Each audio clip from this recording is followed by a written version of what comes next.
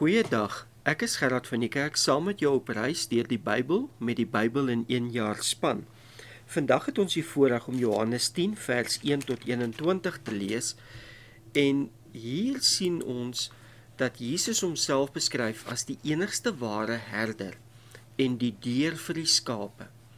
En dat hy sê dat sy skape herken sy stem en hy lei, beskerm en ken elkeen persoonlik. Dit is nou natuurlik in teenstelling met diewe en huurlinge, gee Jesus sy lewe vrywillig vir die kudde. En hy bring ook ander skape in om een kudde onder een herder te vorm. En natuurlik is daar mense wat hom glo en ander wat sy boodskap verwerp. Nou die kernboodskap hier is basies dat Jesus homself openbaar as die enigste ware herder en die deur vir die skape. Hy roep sy skape elkeen by die naam. Hy lei hulle, beskerm hulle en gee sy lewe vir hulle. En dit in kontras van sy liefdevolle opofferende herderskap in kontras met vals leiers, diewe, rowers, huurlinge wat net skade bring. En dan sê hy dat die wat aan hom behoort, hoor sy stem, ken sy stem en volg hom.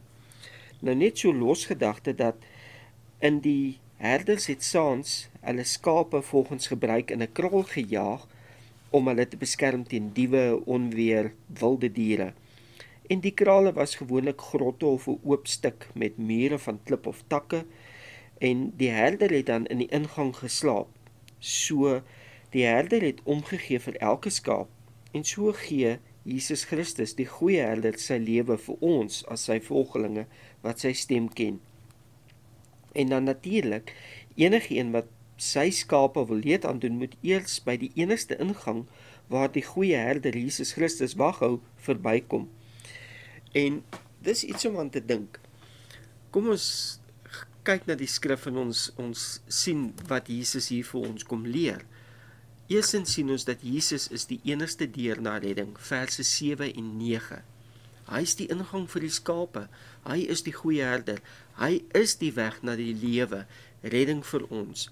Daar is geen ander pad na God toe nie. Laat my dink aan Johannes 14 vers 6 waar Jesus sê, ek is die weg, die waarheid en die lewe. Ons sien in vers 3 tot 4 ook dat Jesus sy skape persoonlik ken. Hy roep ons op ons naam en ons herken sy stem. En dit dui vir my op 'n verhouding, nie godsdiens nie, maar verhouding met 'n lewende verhouding met Jesus Christus, wat die kern van ons geloof is. En 2 Timoteus 2 vers 19 sê, die Here ken die wat aan hom behoort. Dan sien ons dat Jesus lei ons ook. Met ander woorde, hy loop voor ons volg in sy spoor en hy beskerm ons, verse 4 en ook verse 10. Waar hy lei, gee hy lewe in oorvloed. En dit is in kontras met waar diewe en rowers lei, bring hulle vernietiging. Die woord sê, hulle steel, slag en roei uit. So, onderskeiding van stemme is noodsaaklik. Het laat my dink aan 1 Petrus 5 vers 8, waar daar staan dat die duiwel loop rond soos 'n brullende leeu. Ons sien ook hier dat die goeie herder Jesus Christus sy lewe vir die skape gee, vers 11 en vers 15. Jesus se liefde word nie net in sorg vir ons getoon nie, maar ook in sy opoffering, en hy lê sy lewe vrywillig neer om ons redding te bewerkstellig. Sy dood en opstanding was deel van God se plan vir die verlossing van die hele wêreld. En dit wys net die diepte en die omvang van Christus se liefde en hart vir my en jou. Laat my dink aan Psalm 23. Die Here is my herder. Ons sien dan ook dat as dit nie die ware herder is nie, kan jy nie op hulle staat maak nie. Huurlinge vlug terwyl Jesus vas staan, verse 12 tot 13. Vals leiers gee nie om vir die kudde nie, maar Jesus doen, want hy tree op vanuit God se liefde vir ons. En ek sien iets hier van ware geestelike leierskap word getoets onder druk. En dan ook in vers 16 sien ons dat daar een kudde is en een herder. Jesus verwys hier ook na die heidene wat ingebring sal word. En die goeie nuus, die evangelie is universeel. God bou een wêreldwye familie, die liggaam van Christus, sy bruidskerk.